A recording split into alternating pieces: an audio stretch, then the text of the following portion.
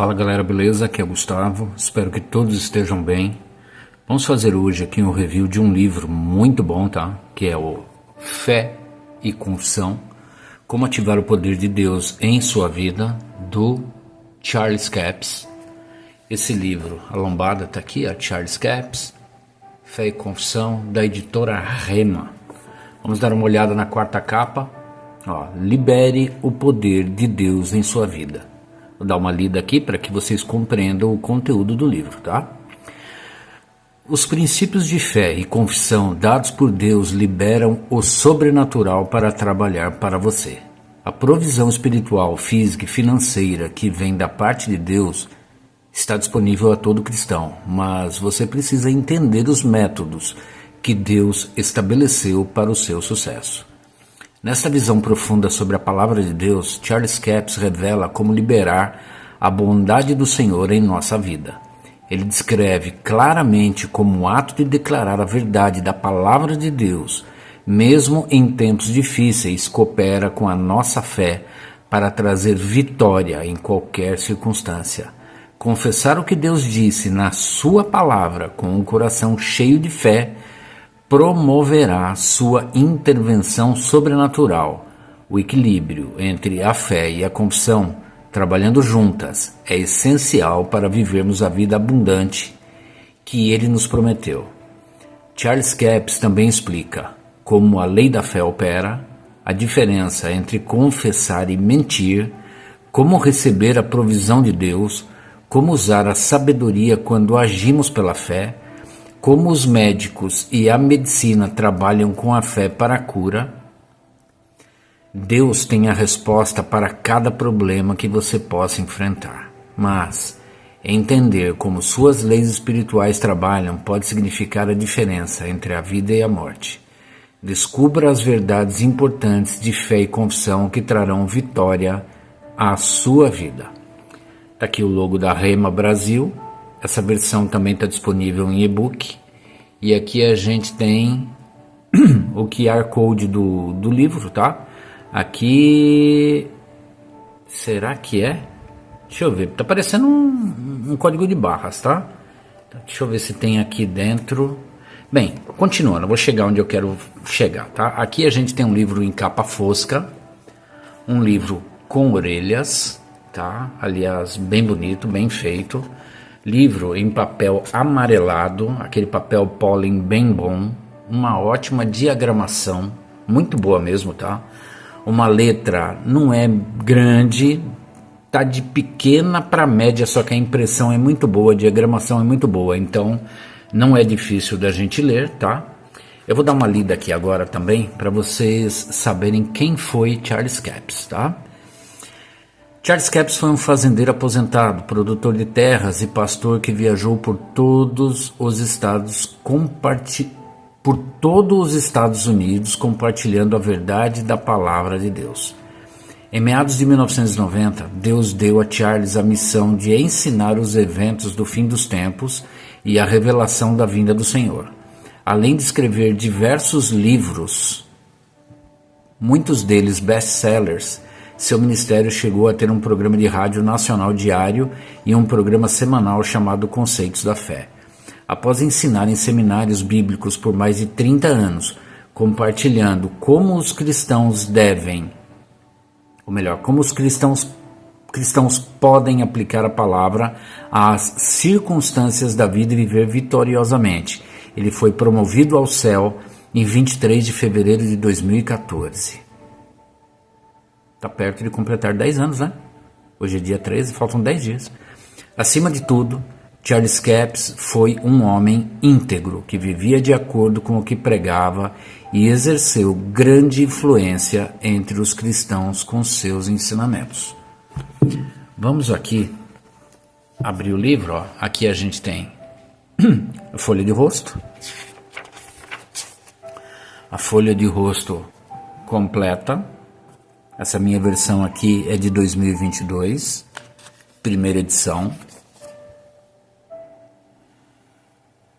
Cadê? O ISBN, cadê? É aquilo, Olha, aparentemente o ISBN desse livro aqui eu não vi, tá? Aqui para mim é um código de barras, não deve ser o ISBN, tá? Para você localizar no Google essa mesma versão que eu tenho em mãos. Mas de qualquer forma, a ficha catalográfica completinha tá aqui, ó. Tá? E vamos ao livro. Eu vou ler um trechinho do prefácio, tá? E vou numa parte que eu separei aqui, que eu achei muito interessante para que vocês compreendam o que ele quer dizer com relação a ativar o poder de Deus em sua vida, com relação à fé e confessar a palavra de Deus, tá? Então aqui, a gente tem o sumário, a gente tem o prefácio, que eu vou ler aqui, vou levantar um pouquinho, para que seja melhor para que todos enxerguem. Há muitas verdades na Bíblia que nunca vêm à luz a não ser que você olhe para elas por um ângulo específico. É isso que me esforço para fazer em relação à fé e confissão. A fé e a confissão. Este livro é dedicado ao corpo de Cristo para ajudar a esclarecer grande parte do entendimento errôneo com relação a estes princípios de fé e confissão. Leia-o em espírito de oração. Tenha a mente aberta para a palavra de Deus. Dedique tempo para pesquisar outras passagens bíblicas que não estão abordadas neste livro. Seja honesto consigo mesmo e com Deus, embora você possa ter recebido ensinamentos contrários a estes princípios. Permita que o Espírito Santo revele essas coisas a você pessoalmente. Depois permita que a sua decisão sobre como você pode colocar esses princípios em operação na sua vida se baseie no que o Espírito Santo lhe revelar. Charles Capps. Deixa eu ver aqui essa introdução. Vamos dar uma lida nela? Vamos ver a introdução, depois eu vou para a parte que eu separei.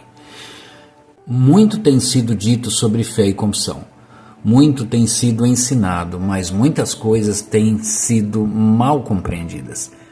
Neste livro, compartilharei com você a aplicação prática da Palavra de Deus em relação à fé e à confissão. Esclarecerei grande parte do mal-entendido que existe sobre o assunto.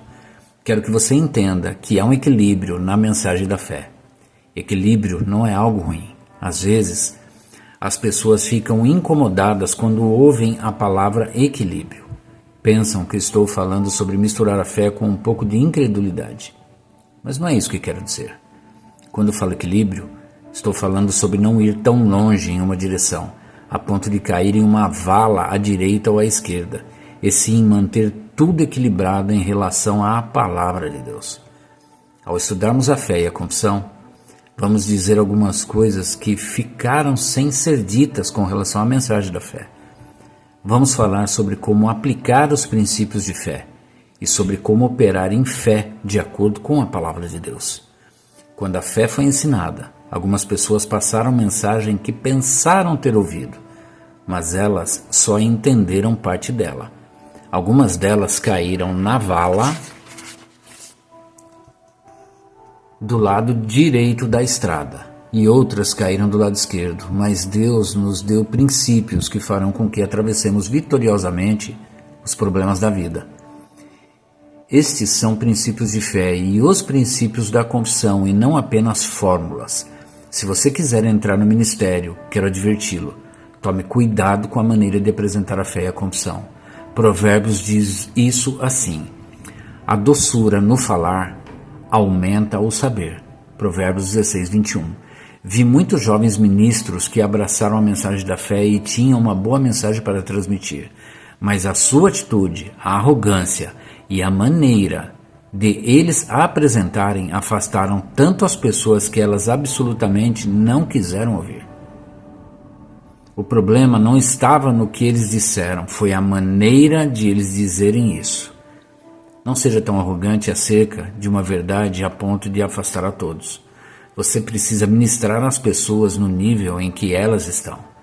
Lide com elas, considerando onde estão, e faça com que se desenvolvam na fé. Certamente, há algumas coisas mais intensas que você pode dizer às pessoas mais adiante, ao longo do desenvolvimento delas. Aprenda a se relacionar com as pessoas ao nível delas. Por maiores que sejam as verdades que você ensina, se não forem recebidas, você falhou. Então aqui começa o livro, né? Capítulo 1, o Evangelho é o poder de Deus. Tá? Eu vou chegar numa parte que eu separei, que eu achei muito interessante, tá? Eu vou dar uma lida aqui em umas 4 páginas, tá? Mas é interessante, é muito interessante. Eu vou levantar, vou tirar o marcador aqui, para ficar mais fácil de vocês enxergarem. Jesus chamou a mulher encurvada de Ereta. Quando Isaías profetizou que uma virgem conceberia e daria à luz um filho, isso aconteceu 750 anos antes de Jesus nascer na terra. Isso foi profetizado. Deus sempre profetiza antes que aconteça. Jesus opera no mesmo princípio. Ele foi até aquela pequena mulher e disse: estás livre da sua enfermidade. Mas quando ele disse isso, ela não estava livre. Ele estava chamando à existência aquilo que não estava manifestado. E, impondo-lhe as mãos, ela imediatamente se endireitou e dava glória a Deus. Isso está em Lucas 13:13. Primeiro, Jesus chamou como ele queria que ela fosse. A fé sempre olha através da tempestade. A fé sempre vê os resultados finais. Quando Jesus foi até aquela mulher, ele podia ver os resultados finais pela sua fé, de modo que ele simplesmente a chamou de maneira que ele a via pela fé, livre daquela enfermidade.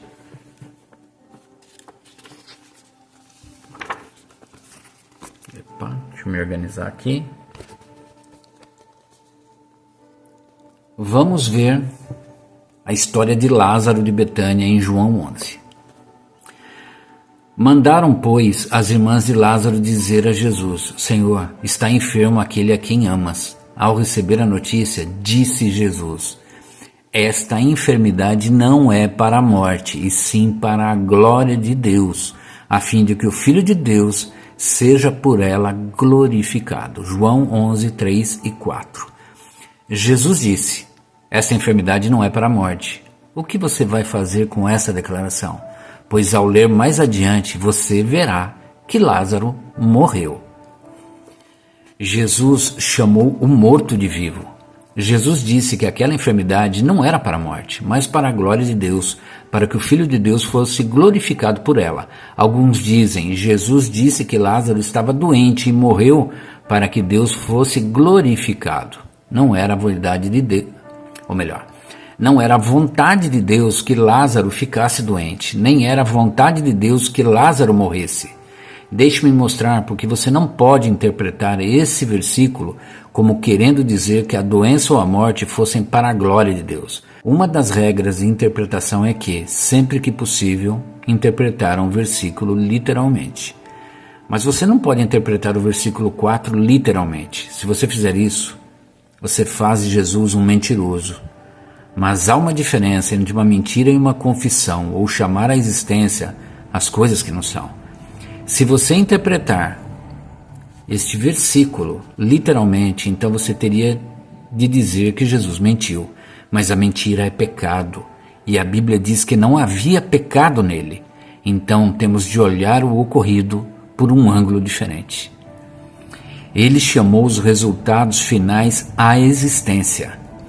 Jesus está chamando à existência os resultados finais da questão.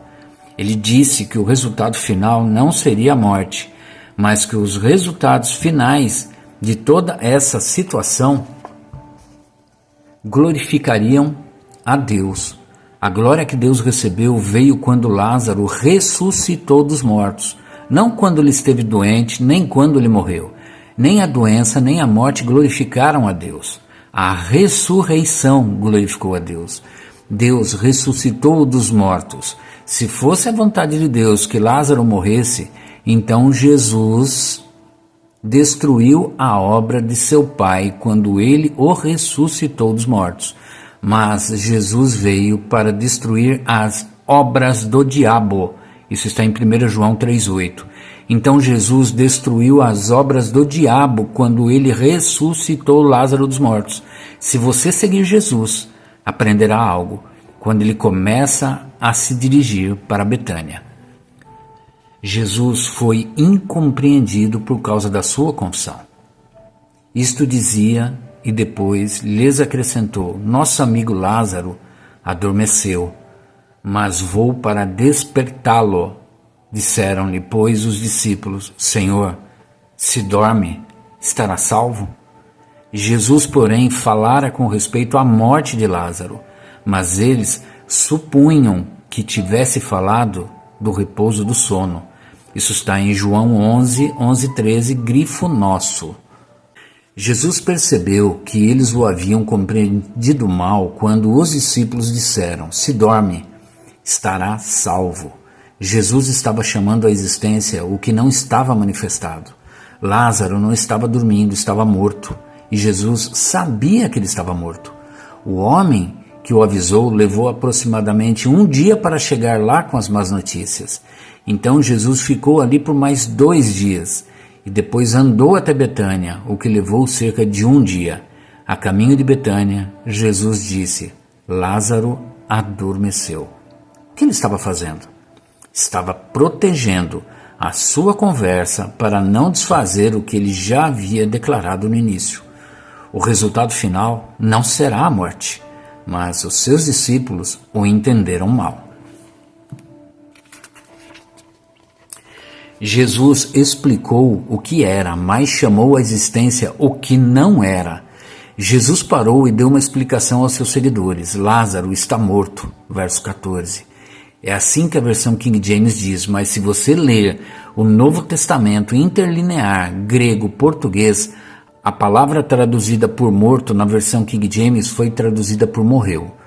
Um é o presente do indicativo, o outro é passado. Jesus disse: Lázaro morreu. Há uma diferença entre alguém que morreu e alguém que está morto. Se você não entende isso, olhe para Jesus. Ele morreu, mas ele não está morto. Jesus chamou à existência aquilo que não estava manifestado. Lázaro não estava dormindo. Ele estava morto, mas Jesus disse que ele adormeceu.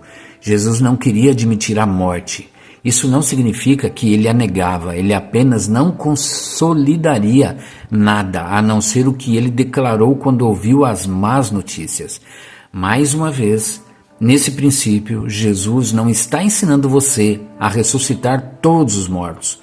Ele está lhe ensinando como funciona o princípio de chamar à existência as coisas que não são. Quando Jesus chegou a Betânia, disse: tirai a pedra. Disse-lhe Marta, irmã do morto: Senhor, já cheira mal, porque já é de 4 dias. Está em João 11:39. O fim de ele estar morto, havia 4 dias, prova que ele ou estava morto quando o mensageiro chegou até Jesus, ou morreu imediatamente depois, pois quando Jesus chegou, eles disseram que Lázaro estava morto havia 4 dias. Jesus sabia que Lázaro estava morto. Jesus, por fim, os convenceu a tirar a pedra. Tiraram então a pedra. E Jesus, levantando os olhos para o céu, disse: Pai, graças te dou porque me ouviste. Isso está em João 11:41. Observe que a esta altura Jesus não havia dito nada ainda, mas ele está agradecendo a Deus por tê-lo ouvido. Jesus está referindo ao que ele havia dito há 4 dias. De fato, ele estava dizendo: Pai, eu te agradeço porque tu ouviste o que eu decretei pela fé há 4 dias, que os resultados finais não terminarão em morte, mas trarão glória a ti. Obedecendo ao princípio. Precisamos aprender a obedecer a este princípio. Se alguém telefone e diz: a tia Suzy está no hospital e ela vai morrer, com certeza, use a sua fé até o limite. Ouse dizer algumas coisas pela fé. Diga: em nome de Jesus, creio que ela viverá e não morrerá. Eu decreto isso em nome de Jesus. Mas e se ela morrer? Bem, Você usou a sua fé até o limite. Você fez o que pôde. Algumas coisas que você não pode controlar pela sua fé. A tia Suzy pode ter desejado ir para o céu e você não pode impedi-la. Ou melhor, você não pôde impedi-la.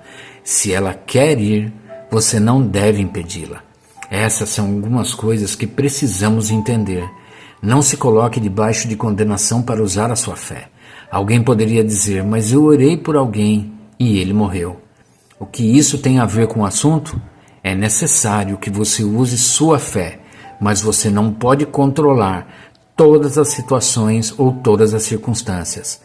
Eu certamente detestaria fazer parte da morte de alguém antes da hora, mas se uma pessoa deseja partir, você não deve sempre tentar impedi-la. Ela deve ter o direito de ir para casa. Então é isso, gente. Eu li um bom pedaço aqui do livro, tá? Para que vocês tenham uma ideia de como que é a escrita do Charles Capps, tá? Para que vocês compreendam o que ele quer dizer com relação à fé e confissão. A gente realmente liberar a palavra de Deus e a gente ter consciência da nossa fé, tá?